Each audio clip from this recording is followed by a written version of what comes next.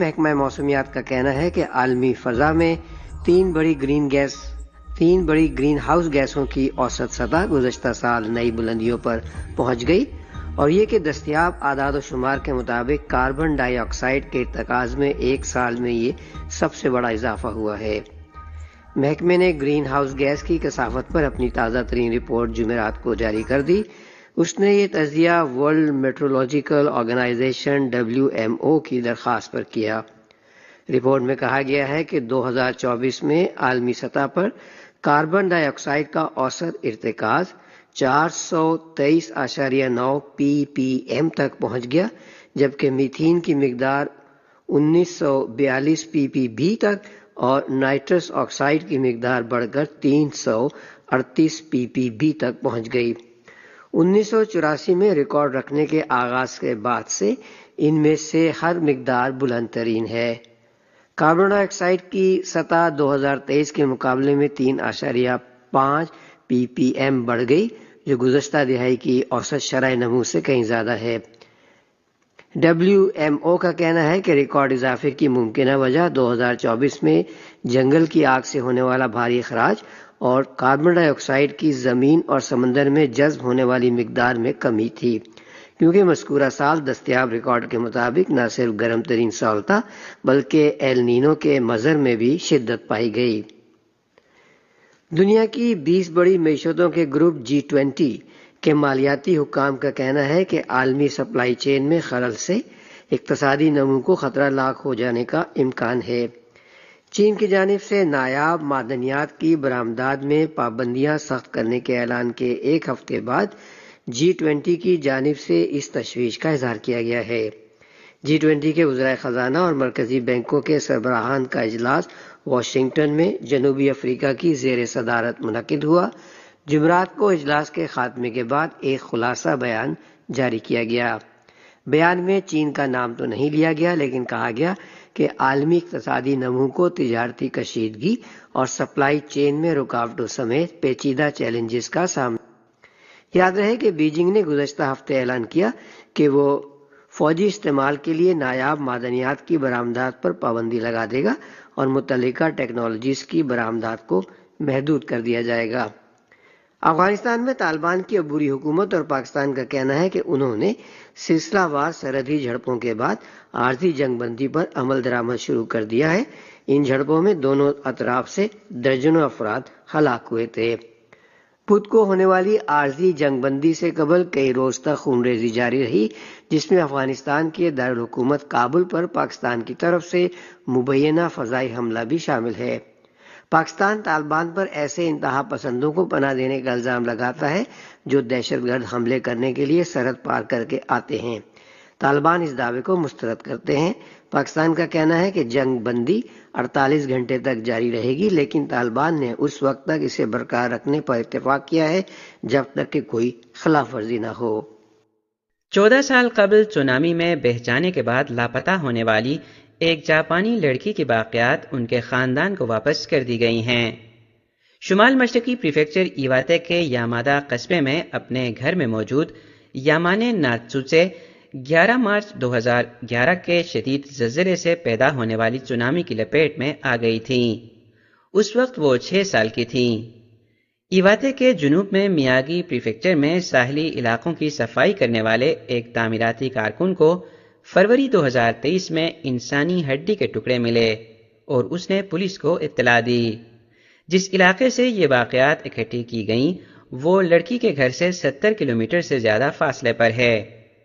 Police نے اس ماہ کے شروع میں اعلان کیا تھا کہ ہڈیوں کے ٹکڑوں کی شناخت ناتسوسے کی واقعات کے طور پر ہو گئی ہے۔ جمعرات کے روز میاگی کے مینامی سان ریکو ٹاؤن کے ایک پولیس اسٹیشن میں واقعات پر مشتمل بیگ اس کے والدین اور بڑے بھائی کے سپرد کیا گیا۔ ناتسوسے کی والدہ چیومی نے بیگ کو نرمی سے تھاما۔ انہوں نے کہا کہ وہ خوش ہیں کہ ان کی بیٹی بالآخر 14 سال بعد واپس آ گئی ہے، لیکن جس طرح سے وہ واپس آئی ہے اس سے وہ اداس بھی ہیں۔ انہوں نے کہا کہ کاش وہ اپنی بیٹی کی زیادہ عرصے تک پرورش کر سکتیں۔ والدہ نے یہ بھی کہا کہ وہ اس دریافت کے لیے بہت شکر گزار ہیں جس نے ان کی بیٹی کو اپنے خاندان کے پاس واپس آنے کا موقع دیا۔ وزیر دفاع خواجہ محمد آصف نے دو ٹوک الفاظ میں کہا ہے کہ پاکستان سے افغانستان کے لیے مزید کوئی وفد سفارتی احتجاج اور اپیلیں نہیں ہوں گی۔ سوشل میڈیا ایکس پر ایک پوسٹ میں انہوں نے کہا کہ اگر دہشت گردی کا کوئی ذریعہ ہے تو اس کی بھاری قیمت ادا کرنی پڑے گی۔ خواجہ محمد آصف نے کہا کہ پاکستان کی بھرپور اور مخلصانہ کوششوں اور قربانیوں کے باوجود 5 سال میں کابل کی طرف سے کوئی مثبت جواب نہیں آیا۔ 2021 میں طالبان کے اقتدار میں آنے کے بعد سے اب تک افغانستان سے قیام امن اور سرحد پار سے دراندازی روکنے کے لیے پاکستان کی کوششوں کا تفصیلی جائزہ پیش کرتے ہوئے انہوں نے کہا کہ پاکستان کے وزیر خارجہ، وزیر دفاع، ISI کے حکام، خصوصی مشیروں، قومی سلامتی کے مشیروں اور سیکرٹری نے کابل کے متعدد دورے کیے ہیں۔ انہوں نے مزید کہا کہ 2021 سے اب تک پاکستان نے دہشت گردی کے 10,000 سے زائد واقعات میں تقریباً 4,000 شہریوں، فوج اور قانون نافذ کرنے والے اداروں کے اہلکاروں کی جانیں قربان کی ہیں۔ لیہ اپیکس باڈی نے 24 ستمبر کو لیہ میں فائرنگ سے 4 افراد کی ہلاکت، شدید زخمی ہونے والے متعدد افراد سے اظہار یکجہتی کے لیے آج لداخ میں 2 گھنٹے کے خاموش مارچ اور 3 گھنٹے کے لیے بلیک آؤٹ کرنے کا اعلان کیا۔ کشمیر میڈیا سروس کے مطابق لیہ اپیکس باڈی نے ایک بیان میں کہا کہ پرامن مظاہرہ غیر قانونی گرفتار کیے گئے نوجوانوں کی رہائی میں تاخیر کے خلاف احتجاج ہے۔ لیہ اپیکس باڈی اور کارگل ڈیموکریٹک الائنس نے اپنے مطالبات منوانے کے لیے نئے احتجاجی مظاہرے شروع کرنے کا اعلان کیا ہے۔ اقوام متحدہ نے کہا ہے کہ اسے غزہ میں لاکھوں فلسطینیوں کو امداد پہنچانے میں اب بھی اسرائیل کی جانب سے رکاوٹوں کا سامنا ہے۔ عالمی خوراک پروگرام کے ترجمان نے ایک بیان میں کہا کہ اسرائیل کی جانب سے 2 سرحدی راہداریوں زیکم اور ایرس کی مسلسل بندش کے باعث ابھی تک تباہ حال غزہ کے مختلف حصوں کے لیے امداد کی فراہمی شروع نہیں ہو سکی، جہاں سنگین انسانی صورتحال کا سامنا ہے۔ خواتین کے ICC عالمی کرکٹ کپ میں آج کولمبو میں پاکستان کا مقابلہ نیوزی لینڈ سے ہوگا۔ میچ پاکستان کے معیاری وقت کے مطابق دوپہر 2:30 بجے شروع ہوگا۔ پاکستان اور جنوبی افریقہ کے درمیان 2 میچوں کی سیریز کا دوسرا کرکٹ ٹیسٹ پیر کو راولپنڈی میں شروع ہوگا۔ پاکستان کو سیریز میں 1-0 کی برتری حاصل ہے۔ محکمہ موسمیات کے مطابق آئندہ 12 گھنٹے کے دوران ملک کے بیشتر حصوں میں موسم زیادہ تر خشک رہنے کا امکان ہے، تاہم پہاڑی علاقوں میں رات اور صبح کے اوقات میں موسم سرد رہے گا۔ آج صبح ریکارڈ کیا گیا 22 شہروں کا درجہ حرارت: Islamabad 16 degree centigrade, Lahore 22، Karachi 24، Peshawar 20، Quetta 11، Gilgit 8، Murree 9 اور مظفر آباد 15 ڈگری سینٹی گریڈ رہا۔